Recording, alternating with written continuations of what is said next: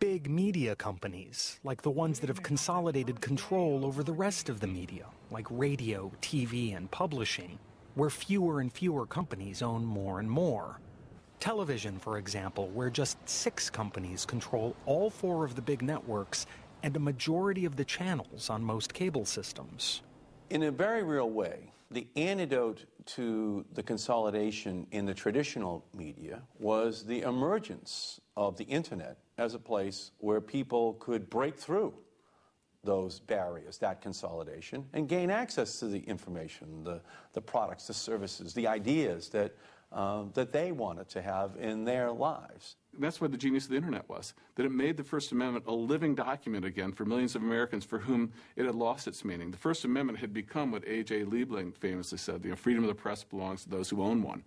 Well, this basically made freedom of the press belong to everyone again. The fact that it is truly an open environment where the costs are so low, people have a chance to get in there and say something without being censored.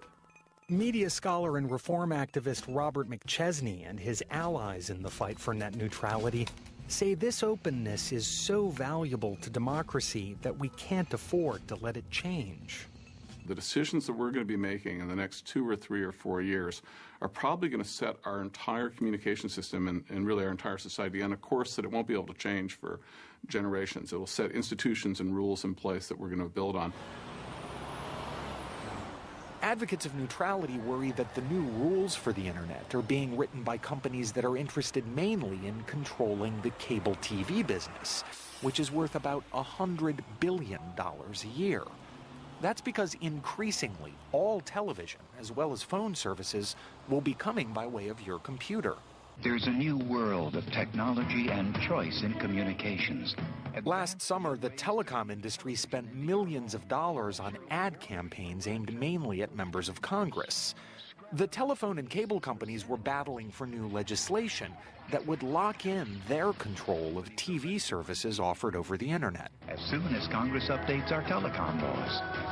These are companies that, without exception, are all based on getting government monopoly licenses, government monopoly franchises for telephone service or cable service in their communities.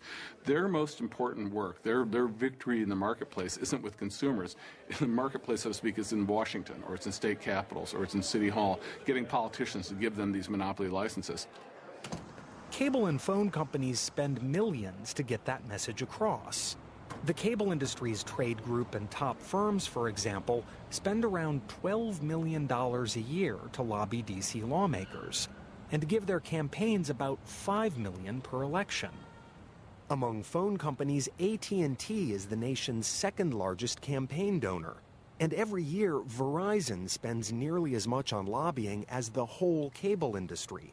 One report estimated that this year, the two industries have been spending $1.5 million a week to influence Washington. The unfinished business is the request for a recorded vote on Amendment Number 7, printed in House Report 109-491, offered by the gentleman from Massachusetts, Mr. Markey. In June, that strategy paid off. Even though advocates of net neutrality say it's the First Amendment of the Internet, the House of Representatives refused to reinstate it. The amendment is not agreed to. Those advocates say that if the Senate goes along, it would be one more victory for big media conglomerates. Like what happened with the Telecom Act of 1996, when the Republican Congress and President Clinton gave big media companies the power to get even bigger, to own more and more TV and radio stations.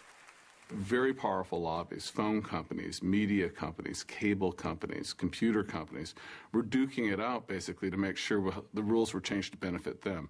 There was a clear understanding then, as there is now, that the government was going to set the rules. There was no such thing as deregulation. Deregulation was a misnomer then as it is now.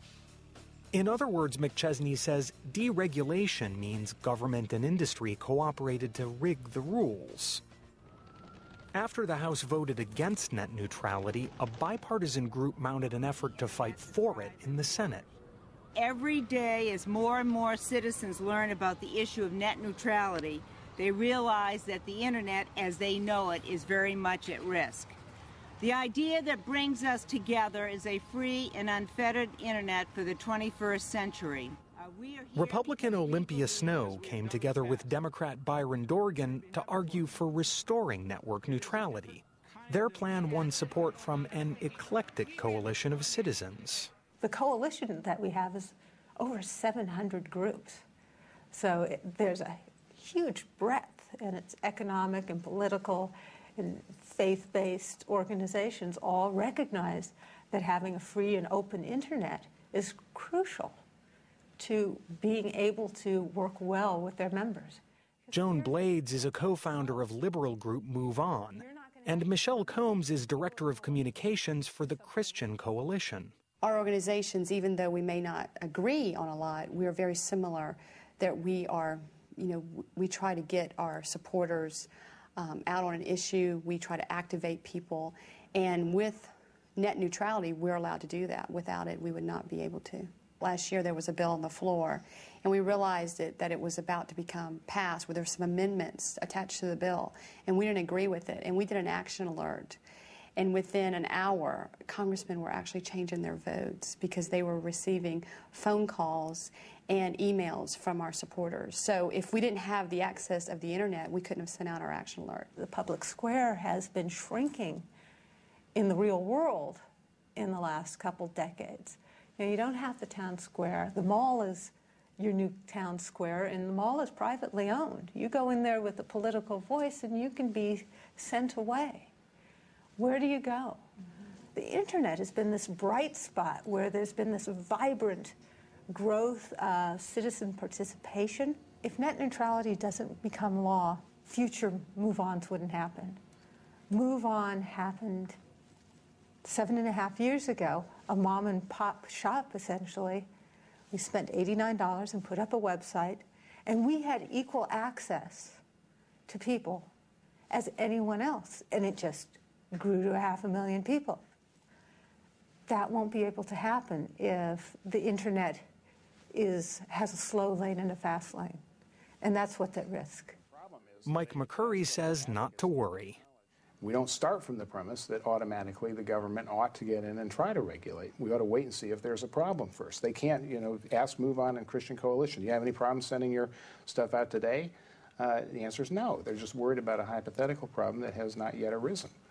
Now, what representatives of the telephone and cable companies say is we would never block anything. Do you trust them when they say that? Well, if that's really how they feel, then that's what they should put into the law. That's what the FCC should come out and say, if that's really how they feel.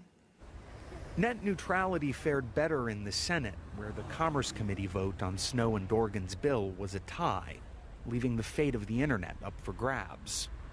Neutrality advocates say without a law, they don't have much faith that phone and cable firms will keep their word.